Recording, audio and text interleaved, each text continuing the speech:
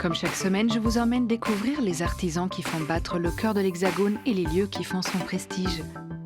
Aujourd'hui, dans Version française, c'est à Jouy en Josas qu'est né un tissu qui fait encore parler de lui, découverte du musée de la toile de Jouy. Le chef argentin Juan Arbelez nous ouvre les portes de sa cuisine aux 1001 saveurs. C'est notre invité du jour. La mode est un art que Schiaparelli met à l'honneur dans des collections inspirées du surréalisme, épatant. Le temps cache parfois des beaux trésors qu'Isabelle Pitre, restauratrice de tableaux et d'objets d'art, sait remettre à jour. Mais avant de rencontrer le chef Juan Arbelez, tout de suite, point de vue. Connu sous le pseudonyme de David Stein, il est l'un des faussaires les plus talentueux de sa génération. Né en 1935, il passe sa vie à tenter d'échapper à la justice et à ses créanciers. Picasso, Cocteau ou encore Matisse, Stein copie sans relâche ses artistes contemporains. C'est Chagall qui, en visite à New York en 1966, repère une œuvre signée de son nom qu'il n'a pourtant jamais peinte.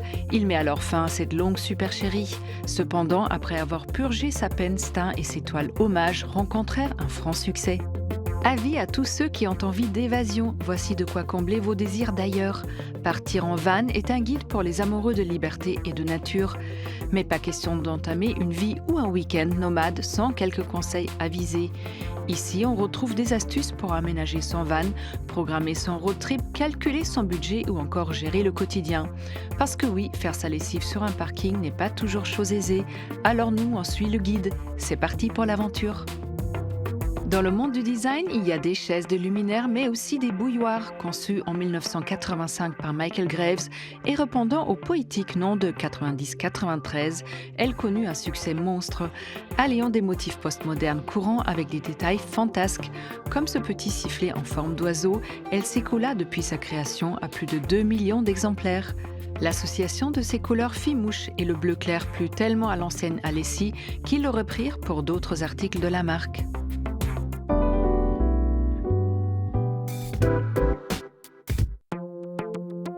Notre musée du jour se trouve dans les Yvelines et il est dédié à un tissu qui a fait le tour du monde, la toile de Jouy.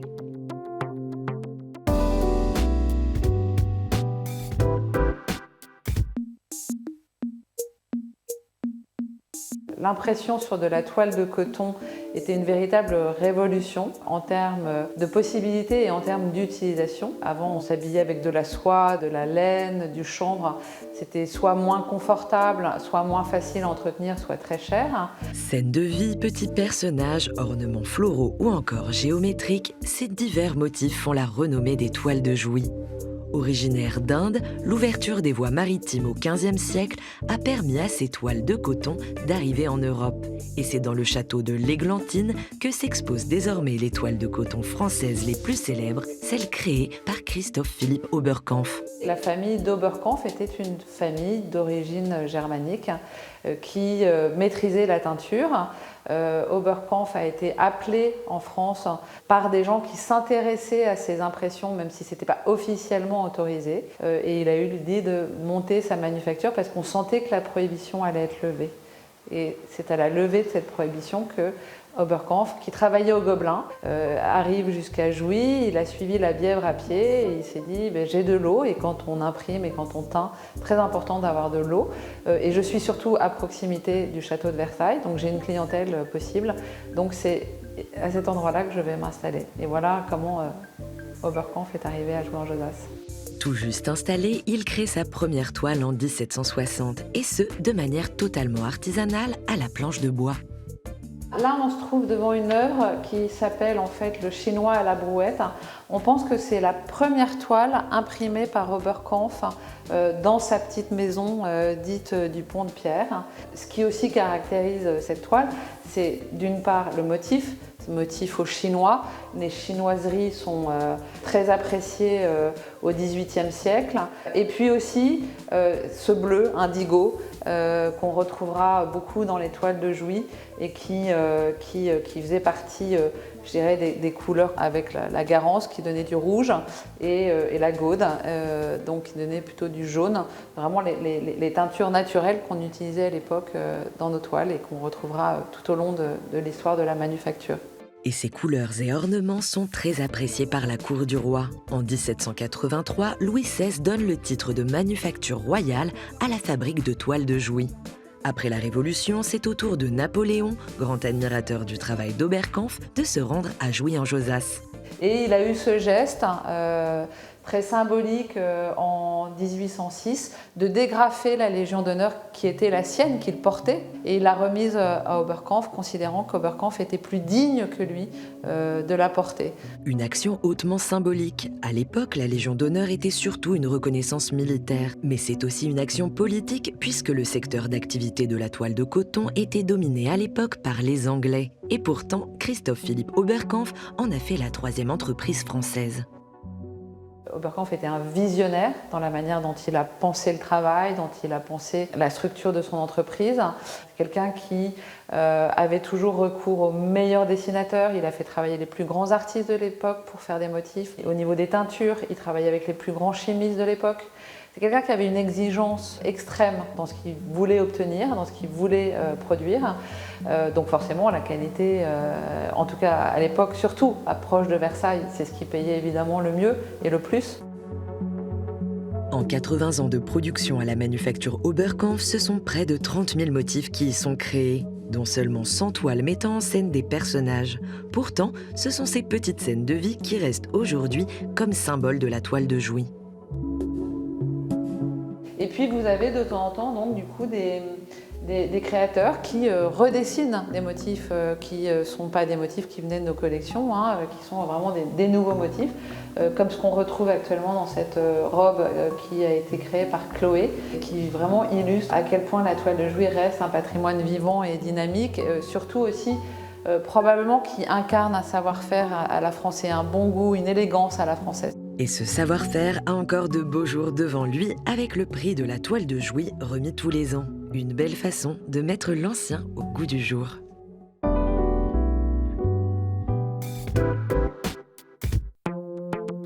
On s'envole aujourd'hui pour un voyage culinaire accompagné de notre invité, le chef Juan Arbelez.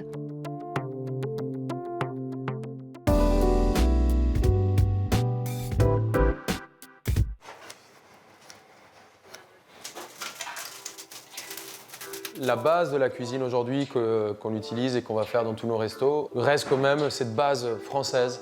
C'est ces jus mijotés, c'est cette technique de cuisson très juste, c'est ce respect du produit. Et pour la mélanger à ma culture et à mon histoire, j'ai tout simplement creusé un peu dans mes mémoires, dans mes souvenirs d'enfance. Et c'est là où on va venir avec une fleur de sel au café, un jus au cacao, un mollet à l'ají panka. Je pense que c'est vraiment dans mes racines que je vais réussir à twister tout ça et faire un mélange original. Parti en 2007 de sa Colombie natale pour faire ses études en France, le chef Juan Arbelez n'est jamais reparti depuis.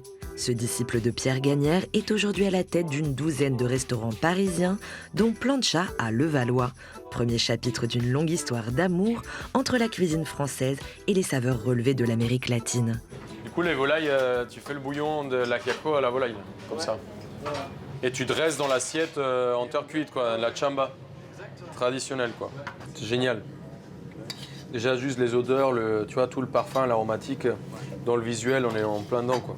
Alors, dans les produits qui sont régulièrement dans mes recettes, tu as toujours le citron vert.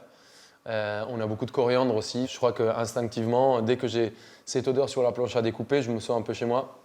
Il y a bien évidemment le café, qu'on ne travaille pas juste à la fin du repas en boisson, mais qu'on essaye d'intégrer un peu partout dans les entrées, les plats, les desserts. Saveurs poivrées, pimentées ou encore citronnées, Juan réveille les papilles en s'inspirant de ses souvenirs d'enfance. Et c'est notamment dans sa dernière création, le restaurant Basurto, que Juan met plus que jamais à l'honneur ses racines colombiennes. Basurto, c'est le marché à Carthagène, c'est un lieu très éclectique et où je me suis toujours éclaté à aller, à découvrir de nouveaux produits, des fruits, des ingrédients, des odeurs, des parfums. Et finalement, c'est ici, 5 rue de l'Ancienne Comédie, qu'on a trouvé un endroit dans lequel, au rez-de-chaussée, on a créé cette ambiance presque marché, où on mange des choses de rue, une cuisine à picorer avec les doigts. Une cuisine colorée de partage à laquelle Juan aime associer ses producteurs français comme Adrien Léonard, son fournisseur de viande et salaison de la maison Montalet, qui après 10 ans de relations culinaires sait comment stimuler sa créativité. Ça, c'est la saucisse fraîche nature classique. Et comme je sais que tu as un joli outil de cuisson là-haut en cuisine, je t'ai pris un beau train de tomahawk. Donc, tu vois, le carré de cochon, on va taper beaucoup plus haut, comme dans l'esprit d'un tomahawk de bœuf. Décoiner, on garde peau et on peut essayer. Moi, je serais toi. Enfin, je garderai la peau, la couenne, pour vraiment rendre le côté un peu crispy de la couenne. Je pense que ça peut être très sympa. À force de travailler avec certains producteurs et de se croiser, de se côtoyer, on devient amis, on crée des projets ensemble.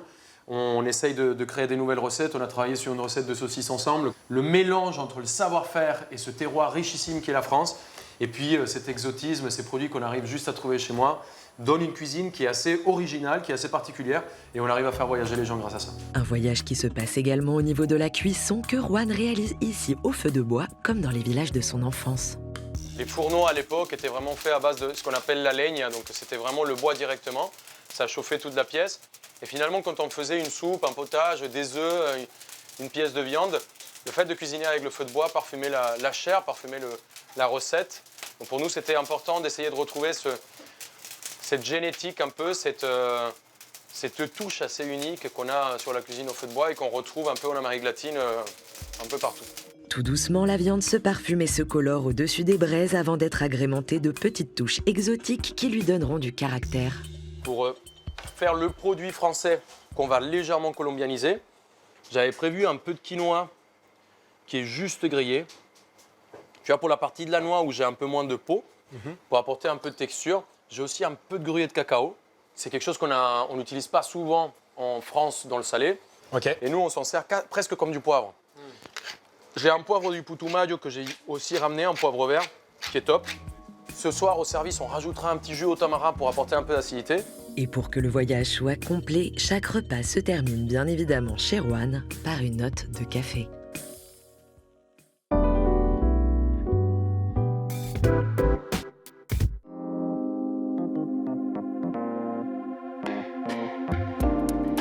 Bonjour Juan. Bonjour. Juan, vous êtes à la tête de pas mal de restaurants aujourd'hui.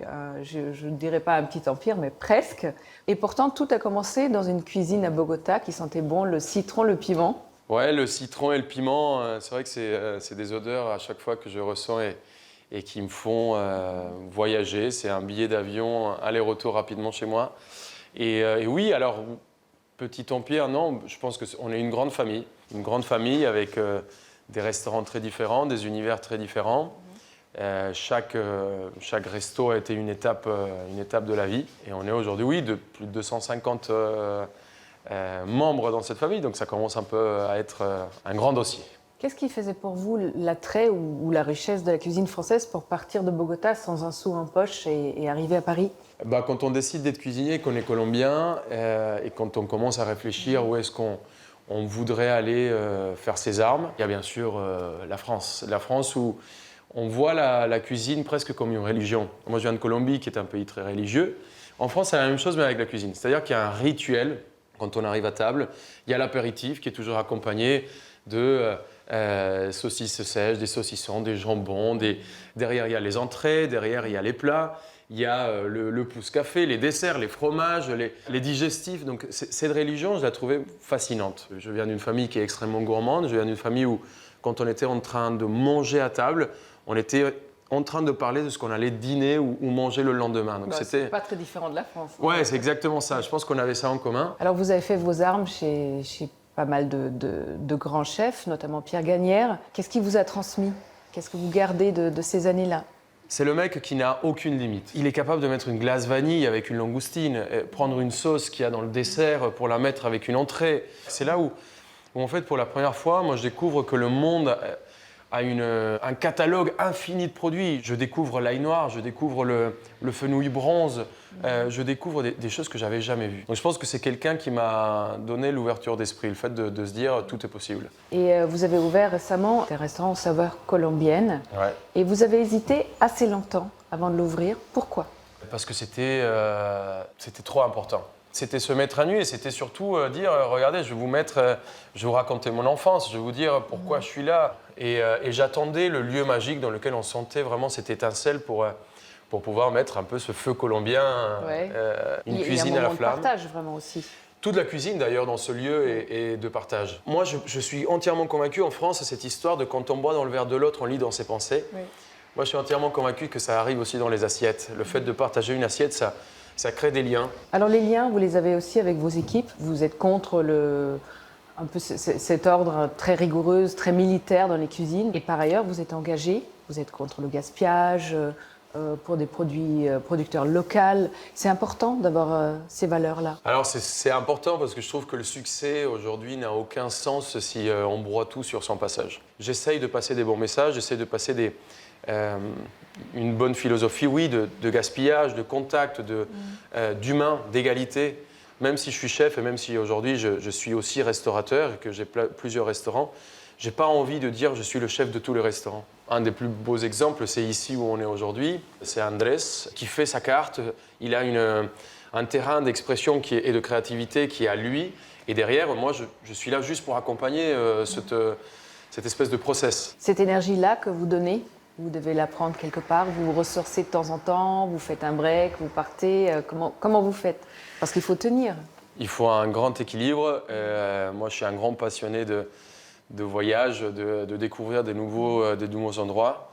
Le sport aussi, je pense, ça c'est très important. Et après, j'aime tellement mon métier, j'aime tellement ce que je fais et j'ai la chance de l'exercer avec des gens qui partagent une très bonne énergie que finalement, une journée de 16 heures peut se passer tellement vite et même pas se rendre compte parce qu'on fait ce que l'on aime. Donc, Merci beaucoup, Juan. Merci à vous.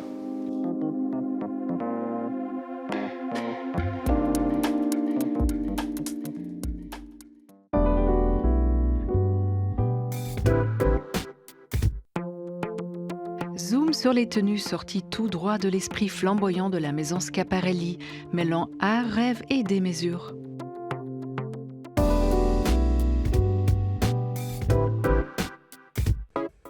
André Breton définissait le mouvement surréaliste comme le refus des constructions logiques de l'esprit au profit de l'irrationnel, de l'absurde, du rêve et de la révolte. Schiaparelli, c'est la rencontre entre la mode et cet univers onirique où l'habit porte une charge émotionnelle et intuitive visant à libérer les corps et les esprits. C'est dans les années 20 qu'Elsa Schiaparelli établit sa maison de couture. Proche des artistes surréalistes et rivale de Chanel, elle s'oppose à la mode commerciale et s'illustre par des pièces artistiques imaginées avec Dali, comme cette robe squelette, ces impressions déchirées qui rappellent un tableau du peintre, ou encore ce chapeau chaussure. Fermée en 1954, la maison rouvre dans les années 2010. L'Américain Daniel Roseberry prend ses rênes en 2019 et fait renaître son esprit subversif avec des collections qui font la part belle à l'imaginaire et offrent une réflexion sur le rôle de la haute couture au XXIe siècle. Pour lui, il s'agit d'abord d'un rapport intime entre le vêtement et le corps. Il en étudie les volumes, sublime ses contours par des jeux de broderie et magnifie les bustes à la manière d'armure. On reconnaît dans son travail l'esprit d'Elsa Schiaparelli, une base de vêtements simples comme des robes droites ou des manteaux, magnifiés par des éléments figuratifs toujours plus extrêmes. Des boutons imposants, des roses volumineuses qui rappellent cette pièce brodée du trait de Jean Cocteau, ou la figure de l'œil, un motif récurrent dans l'œuvre de Magritte ou de Man Ray. Les vêtements restent fonctionnels dans leur forme et dans leur construction, mais une fois décorés, ils deviennent comme le prolongement fantaisiste de l'anatomie humaine, passerelle entre le rêve et le réel. Sous sa direction, la maison n'a jamais paru aussi moderne. Il injecte à ses collections une dose d'humour et de mystère, ose les allégories les plus folles et explore les passions alchimistes du mouvement surréaliste en transformant le pain en or et en enveloppant ses modèles de sequins.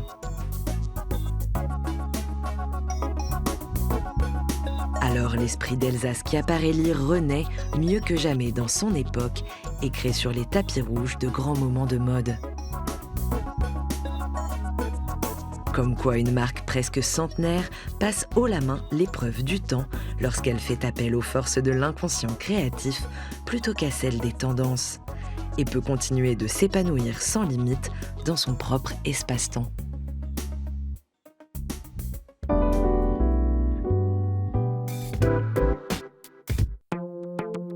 Délicatement, du bout de ses outils, Isabelle Pitre redonne une seconde jeunesse à des œuvres d'art marquées par le temps.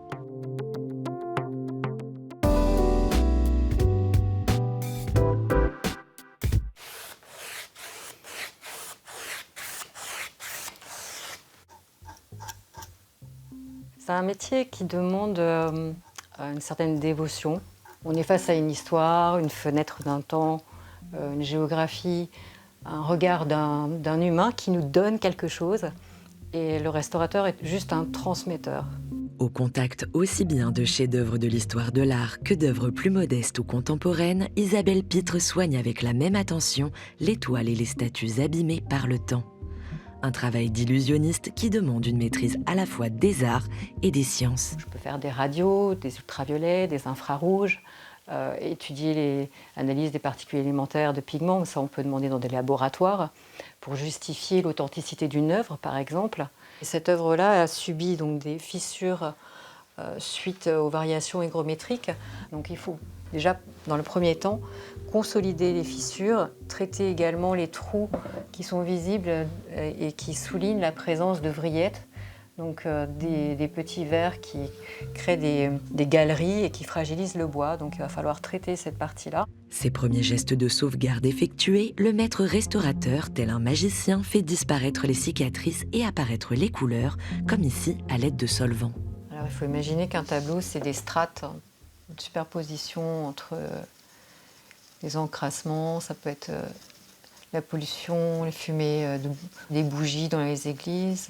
Une toile peut être exposée par exemple chez un grand fumeur, donc de la nicotine peut être posée sur la surface. On peut avoir de très jolies surprises en retrouvant la palette d'origine, en enlevant les vernis qui sont des fois très sombres.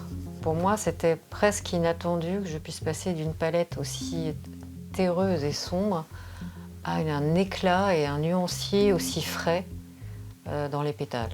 Là, on a des pivoines avec une fraîcheur et une douceur incroyables. Mais il arrive parfois que les couleurs soient altérées par endroits, et c'est alors au tour d'Isabelle de montrer ses talents de coloriste. Là, c'est comme un jeu, c'est le meilleur moment de la restauration. C'est d'être vraiment dans la couleur exacte du peintre, c'est retrouver son geste et comprendre son écriture. Donc ça demande vraiment une observation attentive. Et là, on ressent l'amour du travail de l'artiste suivant sa précision et son exigence. Une compréhension du geste qui lui vient de ses recherches iconographiques en amont, car pour Isabelle Pitre, transmettre une œuvre, c'est aussi la comprendre dans son histoire et sa signification. La passion dans mon métier, c'est d'être au cœur de l'histoire de l'objet. D'abord de l'apprivoiser, de comprendre le sujet, d'essayer de découvrir les clés de lecture qui sont inscrites suivant la période historique de l'objet. Voilà, par exemple, pour l'icône, là, je me suis informée sur Saint-Georges. Je regarde les écoles similaires, par exemple de Nogorov et Pskov, où je peux avoir l'iconographie du Nord qui est typique avec les fonds rouges. Et là, on a donc ce personnage chevaleresque qui est stylisé, une iconographie très marquée, avec le cheval blanc, la lance, et puis évidemment le dragon qui est sous différentes formes suivant la Russie ou la Grèce, parce que c'était très développé au XIIIe siècle, son iconographie. Par petites touches précises et discrètes, Isabelle restaure ainsi à l'identique les œuvres d'art qui lui parviennent, mais elle peut aussi choisir de laisser certaines empreintes du temps, comme sur cette statue birmane où la restauratrice a simplement soigné les fissures. J'ai fait un juste milieu, c'est-à-dire je n'ai pas tronqué l'histoire de l'objet en gardant les feuilles d'or qui étaient posées souvent par les fidèles qui posaient de la feuille d'or. Donc on a des endroits où c'est plutôt usé et patiné, mais ça fait partie du charme et de l'identité de l'œuvre. Donc je garde au maximum son jus et on a plutôt un travail de conservation. Plus on est dans la simplicité, l'humilité et la retenue, plus on va être dans le juste geste et ce qu'il faut. Et je crois que c'est le plus difficile, c'est vraiment de jamais trop en faire. Petite main dans l'ombre des artistes et des grands maîtres, Isabelle Pitre continue à sa manière à l'histoire de l'art.